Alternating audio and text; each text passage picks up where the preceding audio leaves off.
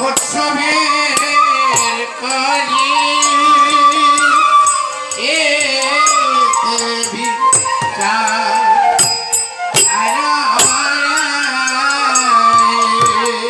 কীর্তন মহুদেবী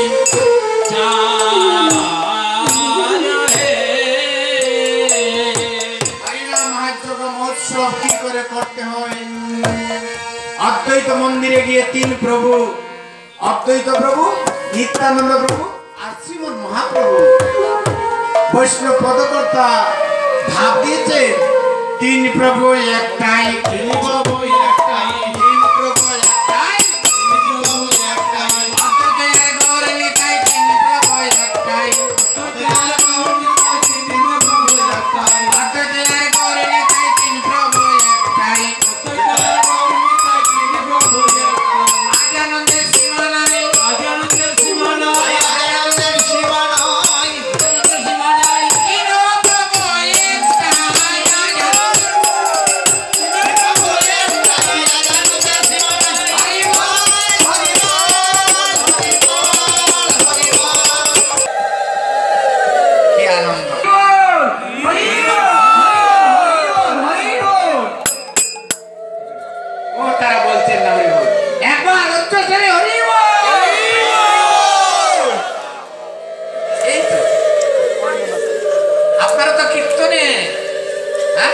শ্রবণে হয় মঙ্গল, হরি বল আনন্দে নাচিয়া, হরি বল, হরি বল, হরি বল।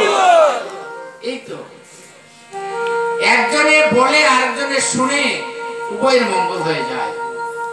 আপনারা সহযোগিতা করবেন কি করে? আমরা শুনেছি এমন শাস্ত্রে তার প্রমাণ আছে। হরি বল, হরি বল। ওর উপকার কি করব? একমাত্র হরিনাম ধ্বনি করলে মঙ্গল হয়ে যায়। এটাই হয়, অপরের মঙ্গল হয়। কীট পতঙ্গ বৃক্ষ তরুলতা ওই নাম বলিতে না পারে, শুনিলে হরিনাম তারাও যায় করে, তারা উদ্ধার পেয়ে যায়। এটাই হচ্ছে জগতের মঙ্গল হয়। এটাই আমাদের করণীয়। যার কারণে আমরা এটাই করতে হয়। জয় রাধে। এদিকে তিন প্রভু এক আসনে বসে হরিনাম যজ্ঞ কি করে করতে হবে সেটার বিচার করছে। আর সেই বিচার করতে গিয়ে অদ্বৈত গৌরী সীতা ঠাকুরানী শুনতে পেয়েছে যেন তিন প্রভু কি সুমধুর ও সুললিত কণ্ঠে আজ এই আলোচনা করছেন, যে আলোচনা জগতের কল্যাণ, জগতের মঙ্গলার্থে আলোচনা করছেন। আর তাই শুনে অদ্বৈত যারা অদ্বৈত গৌরী সীতা ঠাকুরানী ধীরে ধীরে তিন প্রভু সাক্ষাৎ এসছেন। আর এসে বলছে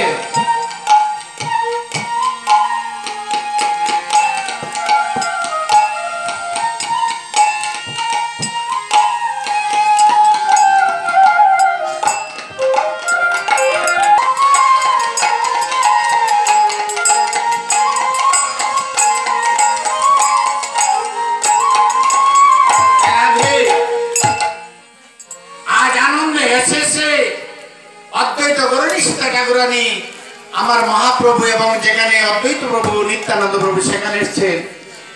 অগথা শুনি আনন্দে বাবা সীতা ঠাকুর আগে আছে, শুনি আনন্দে বাসি সীতা ঠাকুর আগে আছে, শুনি আনন্দে বাসি সীতা ঠাকুর আগে আছে, বলিলেন মধুর বচন, বলিলেন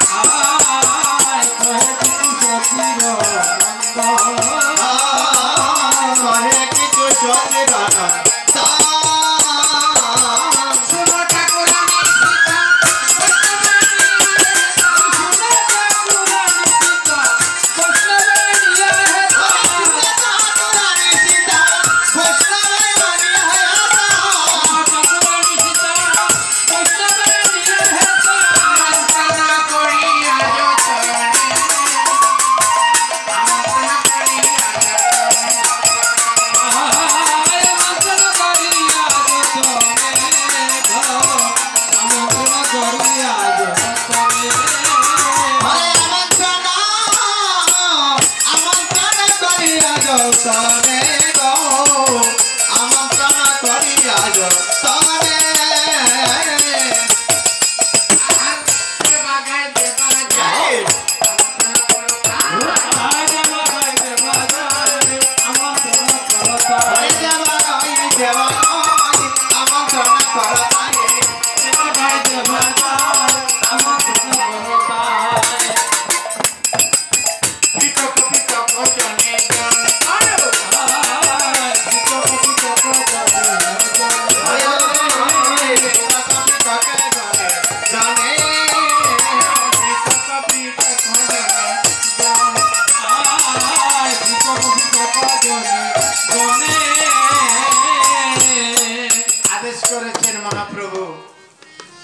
বিধান দিয়ে বলছেন বৈষ্ণবকে আমন্ত্রণ করার জন্য। তো বৈষ্ণব এখানে কেউ অবৈষ্ণব নন, বিষ্ণুর অংশ বলেই তাকে বৈষ্ণব বলা যেতে পারে। আচরণের মধ্যে তারতম্য থাকতেও পারে, কিন্তু বিষ্ণুর অংশ আমরা সবাই, কিবা দ্বিজ কিবা শূদ্র, পুরুষ কিংবা নারী, গোবিন্দ ভজনের সবাই অধিকারী। হরি বল হরি বল। এবার গোবিন্দ ভজন, এবার আর কিছু নয়, একেলা ঈশ্বর আর সব বৃত্ত তিনি। আমি জানতে চাইব না জয়রাধে মাতাজির একটু বসেন না। আরে বাবা, কালকে তো অধিবাস হবে না, কালকে হবে কীর্তন, পরশুদিন আর রাত্রে এখানে বসতে হবে না, আপন মনে ধরে যাবে। হ্যাঁ, একাদশী ব্রত কে বা কারা রাখেন জানতে চাচ্ছি না, তবে আমার অনুরোধ থাকবে করজোড়ে। কারণ এই যে যুব সংঘ, যারা উদ্দীপ্ত যুব সংঘ, আমি বিশেষ করে আপনাদেরকে লক্ষ্য করব। আপনারা হচ্ছেন আমাদের ভবিষ্যৎ, আপনারা হচ্ছেন প্রজন্মের একটু সুন্দর কিছু আমাদেরকে উপহার দেবেন, এটাই আমরা চাই। তবে শুধু কীর্তন নয়, কীর্তনের সাথে তার কিছু অংশ জড়িত আছে। যে কর্ম করলে আপনার মঙ্গল হয়, আর যে কর্ম করতে গিয়ে যদি আপনি বিধান বিধি না মানেন, তাহলে সেটাতে কি হবে, হিতে বিপরীত ফল আসতে পারে। আমি বলছি না, তবে ইঙ্গিত দিচ্ছি, হিতে বিপরীত হতে পারে। এই পঞ্চ রবিশস্যের মধ্যে একাদশী ব্রতে যে অপরাধ গিয়ে বাস করে, সেটা শুধু একাদশী দিনের জন্যই। তো আমি নিবেদন করব, আপনারা নিজেরা যখন একাদশী ব্রত পালন করবেন, তখন গ্রামে পাড়ায় ছোট্ট ভাই বোনেরা ওরাও শিখবে, ওরাও সেটাকে মেনে নেবে। এটা আমার অনুরোধ, আপনাদেরকে আদেশ দিচ্ছি না, উপদেশ দিচ্ছি না, এটা অনুরোধ করছি। একাদশী ব্রত নিজেরা পালন করুন, করলে পরে দেখবেন আপনার হৃদয়ে শান্তি আসবে, আপনার চেতনা জাগ্রত হবে, আপনার চেতনার মধ্যে আপনি এমন শান্তি পাবে যে শান্তি এই জগতে আর কেউ আপনাকে দিতে পারবে না। আর আপনি যতই ব্রতধারী হন না কেন, যদি একাদশী দিনে আপনি অন্ন গ্রহণ করেন, তাহলে আপনি পাপ গ্রাসে গ্রাসে পাপ গ্রহণ করবেন। এটা আমার কথা না, শাস্ত্র বলছে।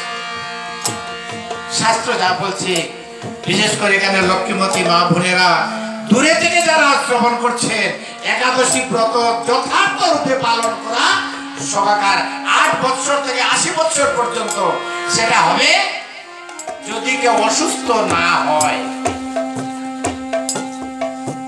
রোগীর সাথে কোনো সম্বন্ধ নেই, কারণ আমাদের সনাতন ধর্মের একটা কথা আছে, অপারগের নিয়ম নাস্তিক, আছে না? যে অপারগ পারছে না, অসুস্থ, অসুস্থ দেহ হইলে কি হয়, ব্যাধি শরীরে নাই কৃষ্ণের ভজন, যথা ব্যাধি থাকে তথাই থাকে মন। হরি বল হরি বল। আমার কথা, যারা জীর্ণ দেহ, দেহটা সুস্থ নয়, একেবারে চাচরা, যত ব্যাধি আছে সব এসে আক্রাবেন বানিয়েছে আমার দেহের মধ্যে। তাই তো হরি বল। এই দেহের মধ্যে আমি আর আপনাদের কি বলবো, তো সুস্থ দেহে ভগবানের ভজন করুন, নাম করুন, কৃষ্ণ গুণগান কীর্তন করুন, জপ করুন, একাদশী ব্রত পালন করুন।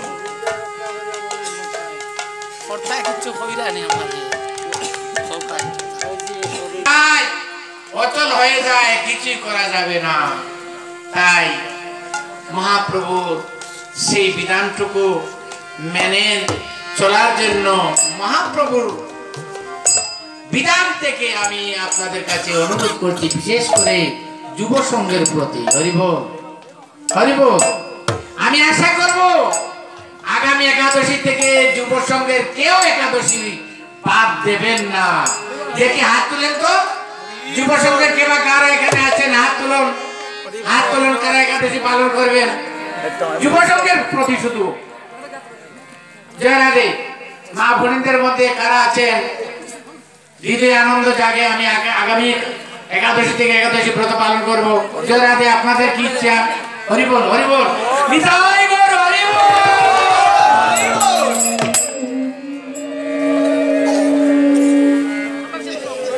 কোনো কষ্ট হবে না।